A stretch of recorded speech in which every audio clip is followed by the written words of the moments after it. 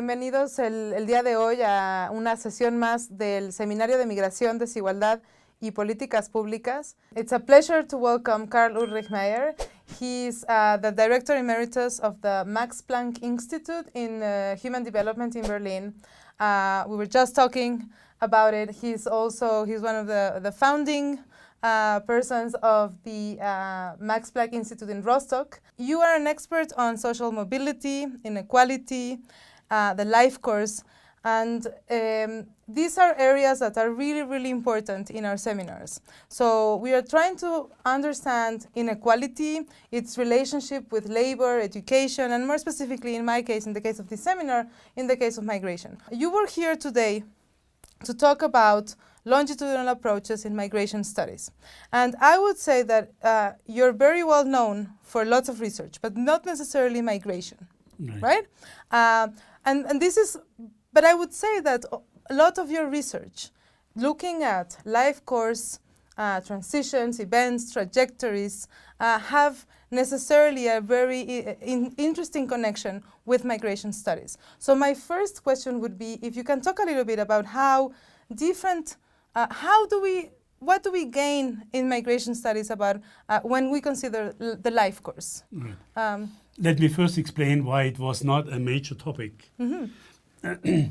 Because at the historical time when we did this was not a huge issue. Migration in Germany was a huge issue after the war. Actually, during the war, with also forced labor migration, and after the Second World War, with all the people, refugees and expellees coming from the east. When we started it, that was all gone. And of course, the guest workers at the time were thought to be guest workers. Mm-hmm. They were thought to come and leave again, which of course they didn't, or partially they did not. So that was one of the reasons. Also, we do have a residential history in the questionnaire, and there has been one major study by Michael Wagner on residential mobility. With one of the outcomes was that in a sense people lived fairly close to where their parents live.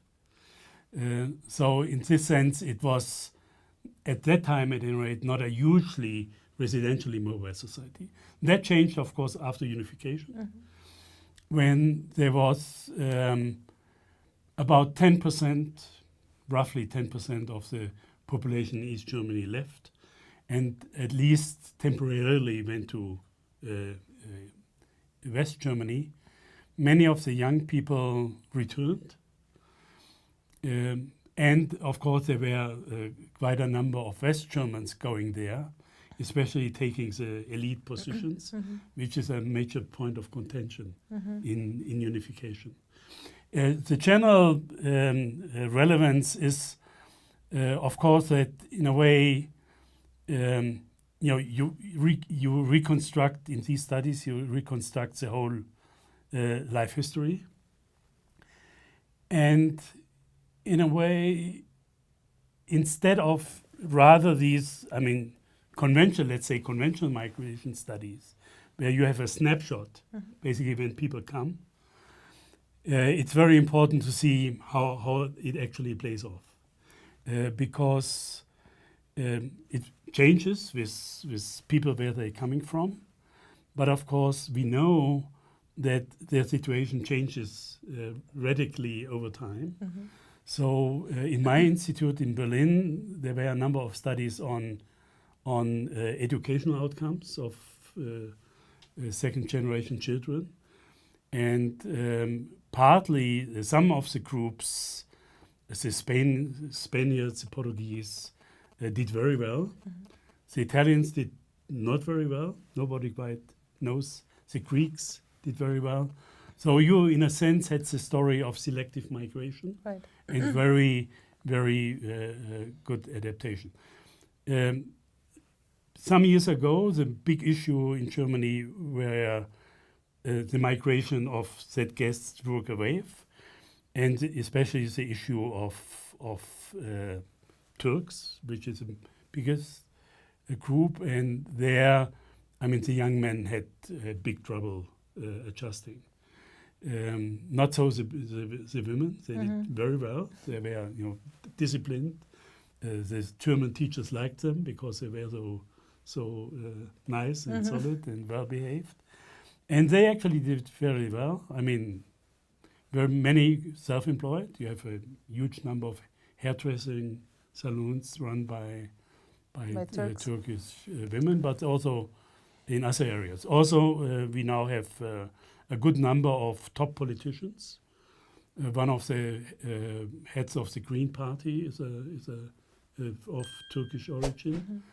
So, but still, right at the moment, there's a huge contestation about the issue, whether they are really Turks or German, because Turkish politics is being played out in Germany because they have voting rights.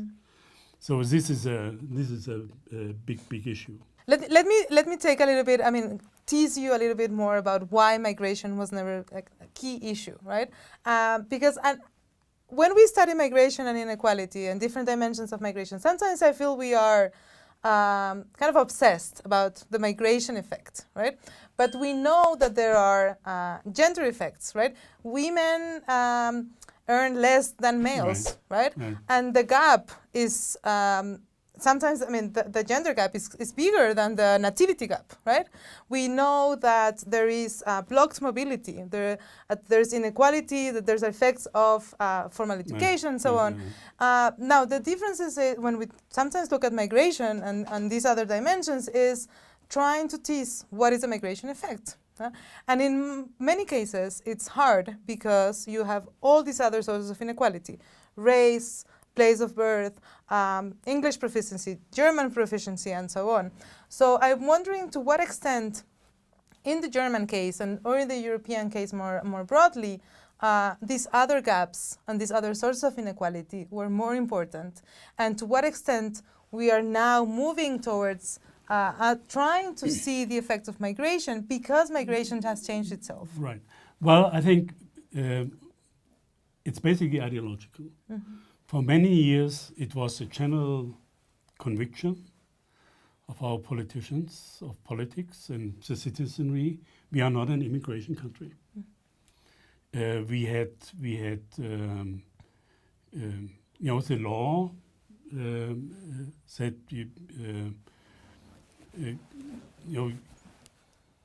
you are a citizen by birth, and so we just blocked it out.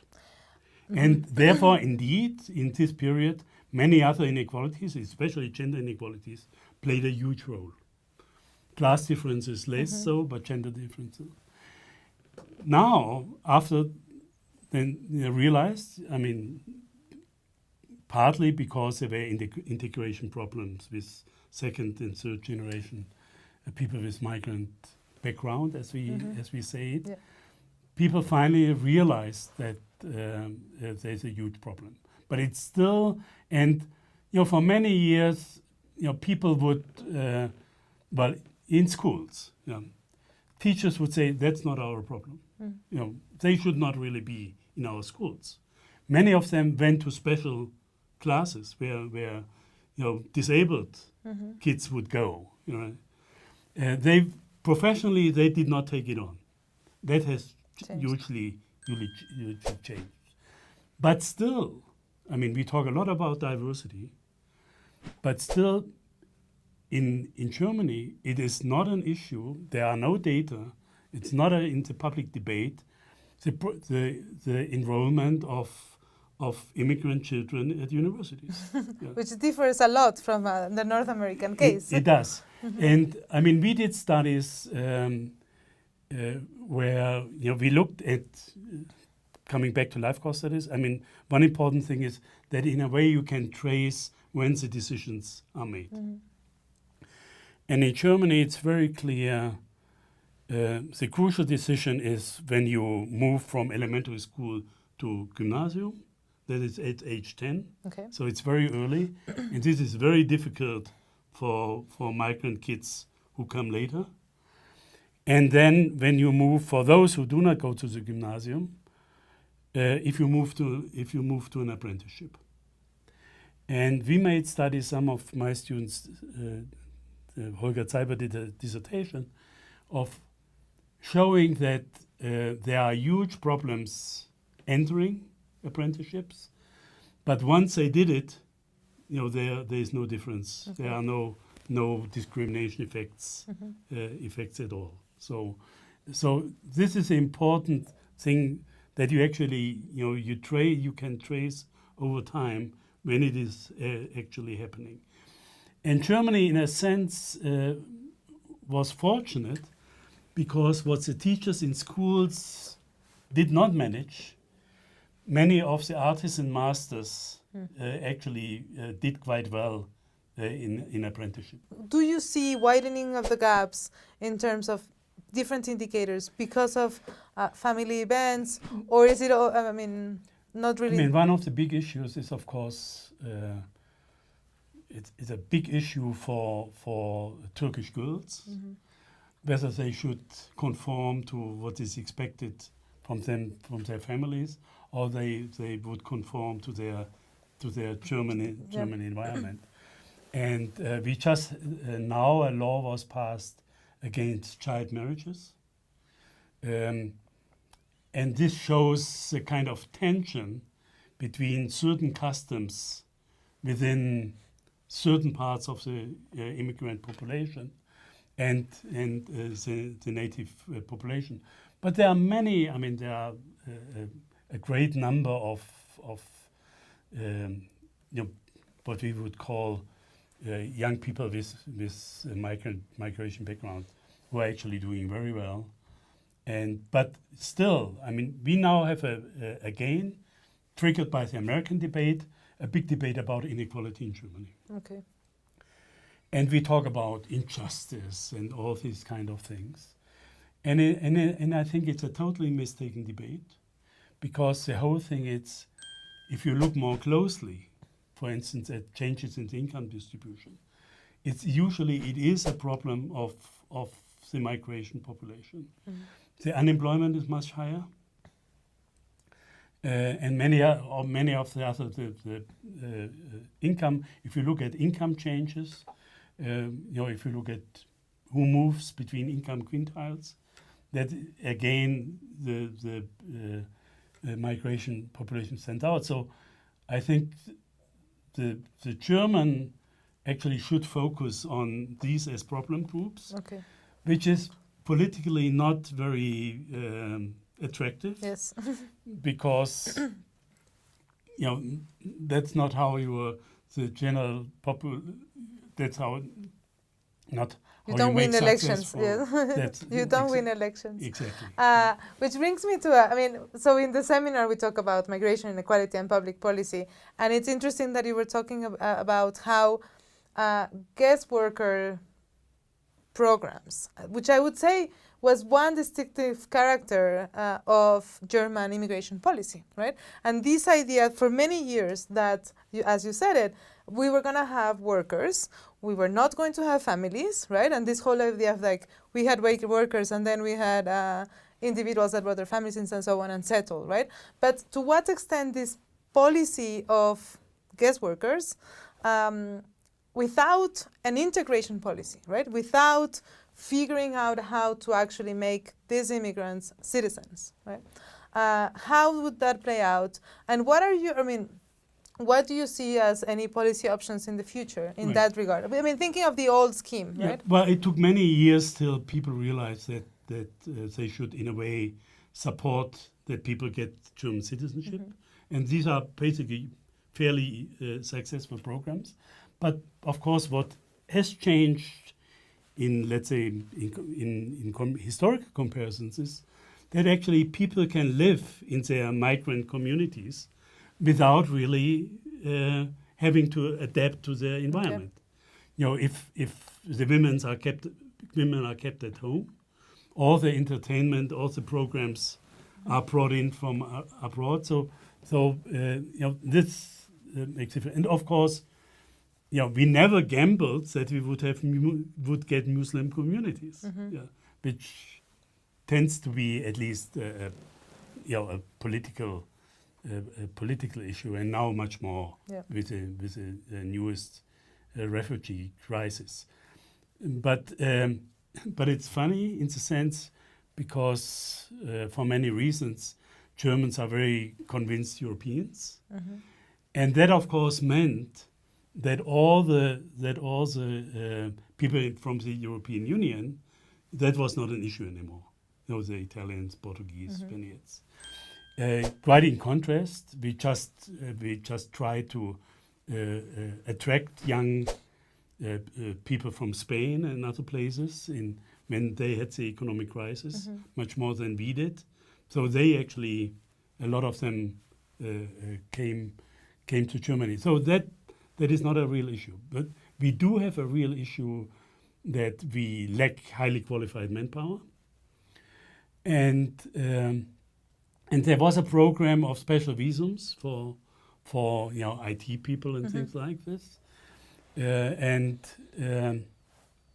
it was not very successful. I mean, you can't count of it, which has a lot to do with the language. You know, it's easier for these people to go to English language. But there was also a very ideological battle by the Christian Democrats, the Conservative Party, and the slogan was "Lieber Kinder als Inder," meaning let's rather have more children than import people from India. Which brings me to, I mean, I was saying earlier that you were in the MPI of Human Development, but you also helped to found the one in Rostock where you actually have the big demography group. And this brings me to what you're talking about, right? I mean, Europe, we know that has a demographic crisis in quotes, right? I mean, fertility is low, aging is high, but you see that different countries have different responses to that demographic need of population and migrant population, right? So, I mean, I don't know to what extent, because I'm more familiar with the Mexican, US, and Canadian case, but to what extent in Germany specifically, these demographic need or demographic context is actually permeating the political spectrum, but also the policy program? It took a very long time because of the Nazi era, population policies were kind of frowned upon. But within the last decades, there was a huge debate about population aging and the need for qualified workers. And we had all these horror scenarios about dwindling population, that we get all these ill people and a problem of decline in economic growth. I was in the Max Planck Institute for Human Development. We also had a big aging study, which I was a co-PI. So I was involved in many of these debates. And of course, in a way, at least our economists were always much more optimistic because in a way they could show that if you increase productivity, if Germany finally would have a European normal employment ratio of women, then and we would change a little bit our system of children care, we could actually do quite well. And so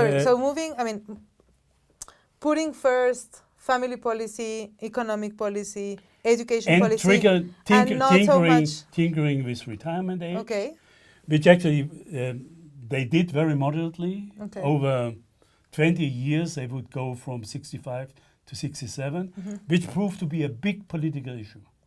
It was really a political dangerous issue to do so. Now it's totally accepted. The rises, the increases in the age groups of 60 to 65 is dramatic, and even in the age group between 65 and 70, it's noticeable. So, in a sense, we actually, I think 1 or 2 years we had a population decline. And of course, we had a population increase due to immigration, because we actually had now 3 against a very purposive policy of not having immigrants, except a few highly skilled. We had the ethnic Germans from Russia, which in a way our conservative government brought in, and they were a difficult group in many respects. Then we had the Yugoslav war immigrants. Many of them actually returned, and now we have, of course, a big what is called the refugee. So crisis. let me move to that. So what is happening today in Germany? I would say, I mean, with the so-called refugee crisis, but also, I mean, I'm really curious about to what extent this demographic dynamic or this context in demography, is it playing in the discourse? Is it playing in the policy recommendations about how to frame many people, immigration and refugees? I mean, in the discussion about the refugee crisis, the manpower gap was one of the big issue. I think it's mistaken because I mean there is debate about the qualification that these people bring with, but many of them will really not have good opportunities given their qualification in a high technology kind of and a different language, right? Actually, no. I mean the whole thing was absolutely amazing. Okay. Yeah. I mean, you had this decision by our chancellor, which she broke with all what she did before, against her own party. You know, she made that decision. And actually, people were. I mean, there was a big debate. It will be probably her political suicide. It's unclear what will happen at the next election. But overall, there was a lot of support. And there was a lot of, first, of course, testing of the communities and the administrative. Partly they did very well, partly they didn't do so well. And there was a lot of volunteering. Yeah. And basically, you don't hear about it anymore. Okay. I mean, some people are still living in sports centers and things like that. But I think it has been managed fairly well.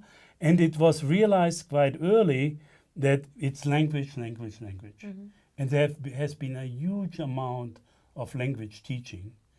And so it still will be problematic and because, of course, one of the big issues for the refugees itself is they don't really know whether and when they can return. Yeah. And therefore, it's very difficult for them, you know, how to make the investments and how to do that. But what I would say, I mean, in the case, you sound very more optimistic than how we sound sometimes here in Mexico when we think about different crises. So I think that's really interesting and good. But I'm just curious.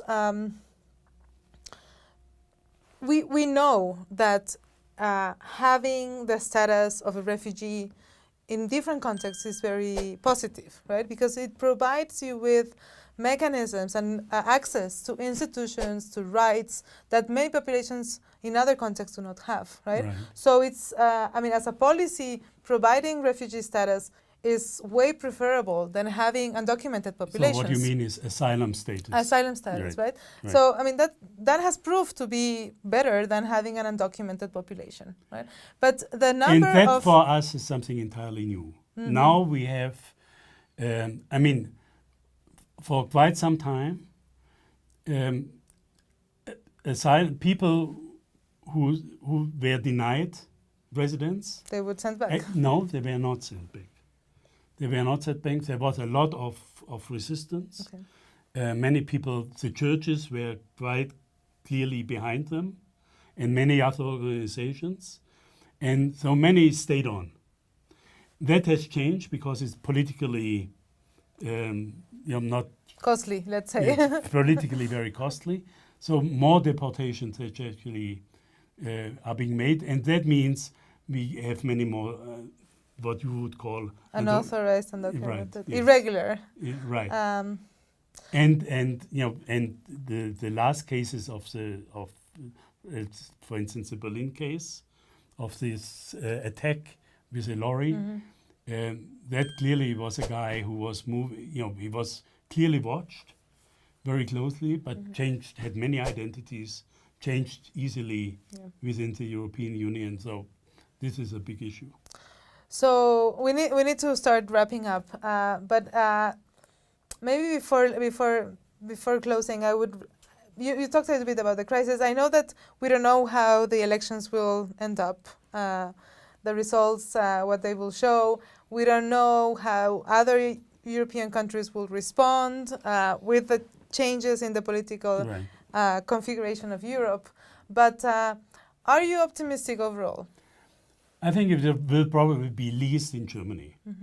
So, I mean, it's much less of a political burden now because it's more or less gone. You know, our rightist party has gone down from about 18% in the polls to 8%.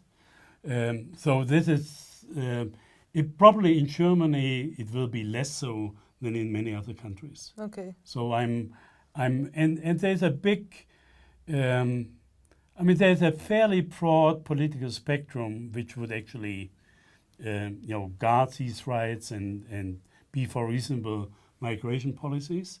And in a sense, it was even a problem that in our parliament there was no political voice, you know, who actually was articulated all the concerns that people had. Okay. But overall, I'm fairly optimistic. I mean, the issue, you know, the issue was, of course, in the end, it's not that our population will decline, or it will not decline as dramatically. But it's, of course, clear our German population would decline, which is not a huge problem for many, but it's a huge problem for some. And clearly now, I mean, you know, in Berlin, for instance, we have many classes in schools where the Germans are in a minority. Yeah. So it will be an issue with which we have to deal, but I'm fairly optimistic. That's a really and I guess that on that positive note we should end because usually in the seminars we're not that optimistic. To what extent, these different statuses could shape inequality, or could even maybe in 10 years we will be talking about entry statuses as a source of inequality, right? Yes. No, it's no doubt, and I have made this argument before.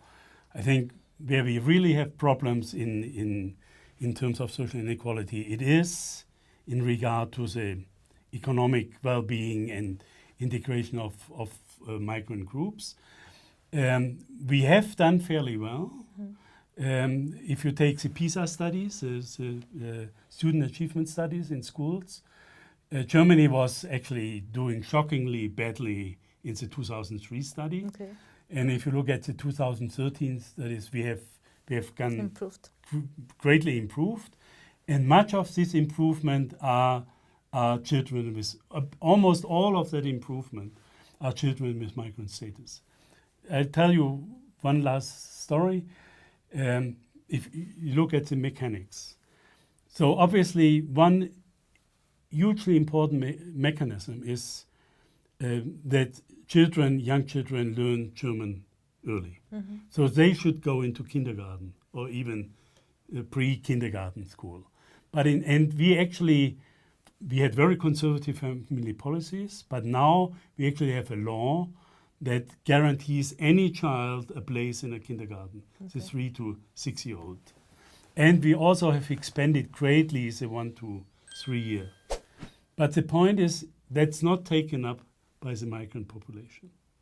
So in a way you get a diversion in language and cognitive development quite early. And the most recent studies actually show that, interestingly enough, a part of this divergence is closing during the first years in elementary school, but it's still one issue. So again, this brings us back to the life course. It's actually very early decisions and very early things which determine what will be the outcomes in the end. Okay, well, thank you very much. And I think with exactly that, with the importance of the life course in understanding migration and integration and the outcomes, we should close the discussion today.